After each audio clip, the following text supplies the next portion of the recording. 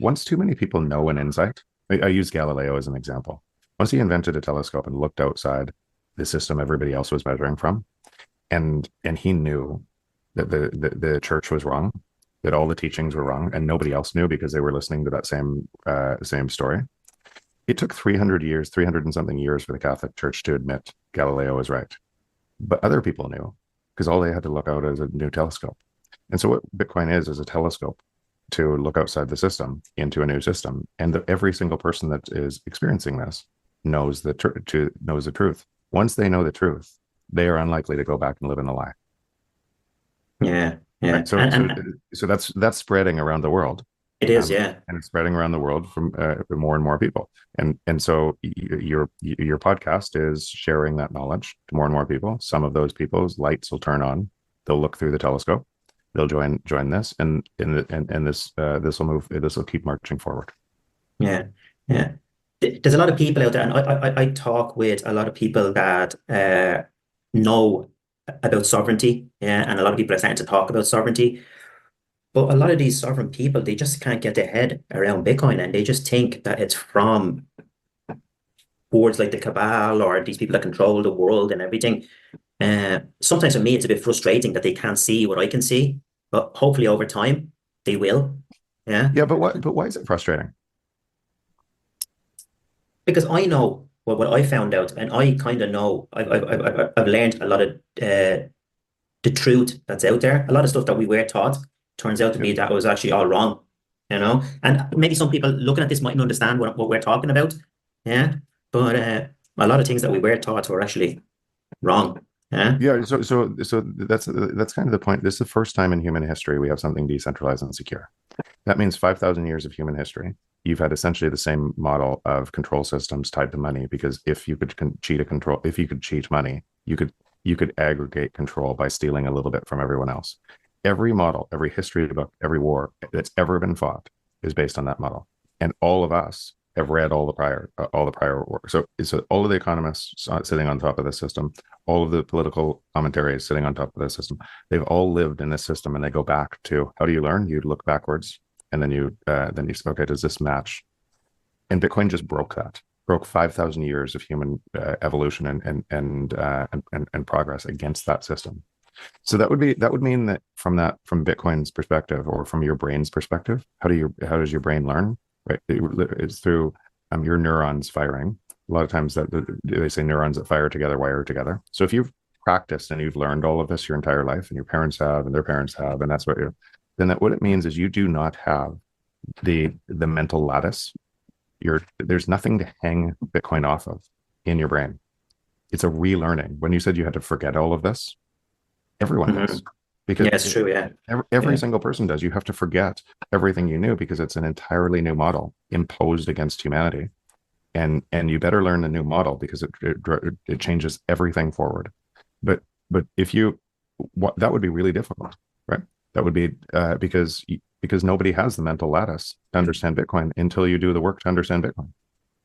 yeah, yeah. It's And like so you I have don't to just get reprogram yourself, kind of thing, don't you? You have to just kind yeah. of forget And and so allow yourself to forget, allow yeah. yourself and be open to forgetting about what we were taught Yeah, previously. but imagine.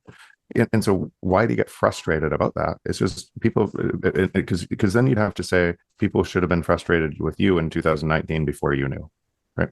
Everybody's going to find it in their own time. The You found it in your own time. Everyone else is going to find it in their own time. But it's a transition. Similar. That's why I use Galileo as an example. He was right, but it took the world a long time to have enough telescopes to move around from the control system that was telling people how the world worked to a new insight that showed people a greater truth. If the natural state of the free market is deflation, because we choose things that give us more value, and entrepreneurs solve problems. So all of economics rides on what I'm just saying right now. Natural state of the market is the free market is deflation. We trade with people all over the world, and we invent new things to create more and more value for us. What that means is, as we do that, you have to have faster and faster deflation as prices fall to the marginal cost of production. In that world today, prices would fall. I'm just guesstimating, you can't measure in it, counterfactual, but the prices would fall by 5% a year for every human on the planet. Then the next year it might be 7.5 or 8%. Then the following year it'd be 15%. And as robots and AI do more of the work, it frees us to live in abundance faster and faster and faster. And every year, prices fall by a faster rate as more people move on and on a system that accrues the benefit of the work. Because remember, an entrepreneur cannot create value, or if you work for an entrepreneur, they cannot create value unless they deliver, or they cannot have success unless they deliver more than that was there before, more value. Because you're the other part of the, you as a purchaser is the other part of that equation, and you choose things that give you more value. So that means on this system, prices have to continue to fall, and that's by the free market. It also means, as an extension or a derivative of what I just described, we've never lived in a truly free market. Never. We've always lived in a control system. And so, like I said before, some of the control systems have been more free. The Constitution enacted through a piece of paper of more free market, or a very free market, for some time. And it worked for some time until it was captured. But they all get captured over time. And the rise of the US as a superpower was because free markets are more productive than closed markets. And all of the people from Europe that moved to those free markets to create opportunity, and moved from all over the world to create opportunity, found extraordinary opportunity in that free market, which was the backbone of the United States' rise to a superpower, because free markets are massively more productive. But that means anything that stops that force is a control system and an illusion from pretending to act as a free market. And what you have in Bitcoin is you have the first time in history a free market imposing that over the world. And all you have to do, you don't have to wait for your country, you don't have to wait for a company to do this. All you have to do is move your time into it, and you see that experience. And that means prices relative to Bitcoin will fall forever. And if you live in the control system, prices will rise forever. Mm. Because and when people are measuring Bitcoin price through a piece of paper that's really a control system, that they think Bitcoin price is going up. When you're measuring Bitcoin price against all other things, energy prices, house prices, food prices, all other things, you'll find all prices are falling forever. Yeah, true. Yeah, because if you look at, let's say, the price of a house maybe 5 years ago or 4 years ago in Bitcoin, a house like, say, 350,000. You know what I mean? Say an average house in Ireland is about, say, 450. You know what I mean? A few years ago, you would have probably needed 15 or 20 Bitcoin. You know what I mean? Now, what do you need? 4. Yeah. You know what I mean? Yeah. So the price is again lower. Yeah. All prices in Bitcoin measured against Bitcoin will fall forever, which makes perfect sense if it's imposing this free market discipline and prices fall to the marginal cost of production. The reason a house costs a lot of money today is because it was the only way to store your value against depreciating money. So people took more and more leverage, more and more risk to try to store their time or their value of their life in a house, because if you held it in the bank, you would lose money. So then investors said, oh my God, if we hold it in the bank, we're going to lose money too. So we're going to buy more houses, and house prices accelerate. But they're actually not accelerating.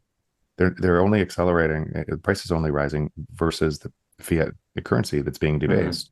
And so it's created a monetary premium on a house versus a utility value. And when you create a monetary premium on a house, when it acts as an asset or a store of value that like a bank used to, then it's no longer a utility for a family to live in. Right? Then it's no longer, then the social construct starts breaking down, because it looks like the only way to make enough money. And then everybody races in, and they're not actually making money, because if they sell their house later on, all of the goods and services with that money have also gone up in price, because the money has lost value. So yes, a lot of people are stuck in that system. And what that means is a house is a terrible store of value. Well, it's the best store of value other than Bitcoin. But versus Bitcoin, what we just described is houses are falling to their utility value, and they'll continue to fall in price forever. Yeah. Well, property worked for some amount of time, but now we're going into the 21st century. So we have something better, I think, don't we? Yeah, no, Property, gold, all them other things worked for those times, I think. But we're going into a digital world. We're going into a digital age. You know, it's more important. It's more important than that. It's not because of the age we're going into. The house value has risen exactly, well, in some of the most in top areas. It's over the last 100 years. It's grown by the exact rate as money supply growth. right? 8.5%. All it's done is shown the debasement of currencies perfectly. Yeah, because when I calculated from before, I was seeing that the real estate was going up 8 to 10% approximately. But sure, you have to hit the nail It's going up exactly the straight. monetary supply Yeah, rate. Exactly it just matches it. So it's it's a hedge against the monetary debasement as more and more people do that. But then you have tax. Then once you've done that, you have of course. Yeah, taxes. everything else that comes on top of that, then yeah. So you're actually Now losing over you're, time. you everyone's losing over time, and how's that happen? The state is getting bigger. It's a control system, and it has to get bigger and bigger, and it has to. How does it get bigger? It taxes you more to be able to take that back. First created the problem, and now taxes you back to create a bigger problem. It's just a giant control system, but Bitcoin's it doesn't actually matter because because Bitcoin's repricing that too. It's repricing everything. If you want to measure Bitcoin in a piece of paper, and you think it's going up in price because you're measuring it in a piece of paper, you're welcome to. If the government wants to print 30% more currency and measure Bitcoin against that 30% more currency, they're welcome to, but it doesn't care. It's pricing. It's a free market force. The only thing outside of the system, especially if you store it securely yourself, decentralized and secure, and pull it off an exchange, if you do that, you're immune from all of this in the existing system. You are repricing the existing system and everything in it. Yeah, yeah. Because like when FTX and all these other exchanges went down, it didn't affect me at all. I was just At sitting there all. like looking at That what's going on. Like yeah, I kind of I got a few red flags before, and I contacted a few people that I knew, and I asked them, "Have you got anything on this?" And they do, and I said, "Listen, you better get it off quickly." And I mean quickly, and I helped them to get it off and put it onto cold storage, and hopefully they'll be thankful in a few years' time. Well, they are yeah, already thankful. You know, yeah, we saved them a good few yeah. Bitcoin. You know, Yeah, and that's uh, the thing. There isn't anybody in Bitcoin, or most people in Bitcoin that like yourself.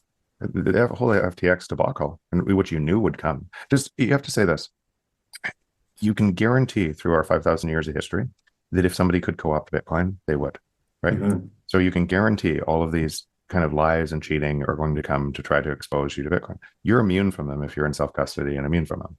But if you trust them because they can get you more money in Bitcoin, you're going to get wiped out because you know those you know that people will cheat. So but trying to cheat an honest network like Bitcoin, you always get every one of them gets wiped out.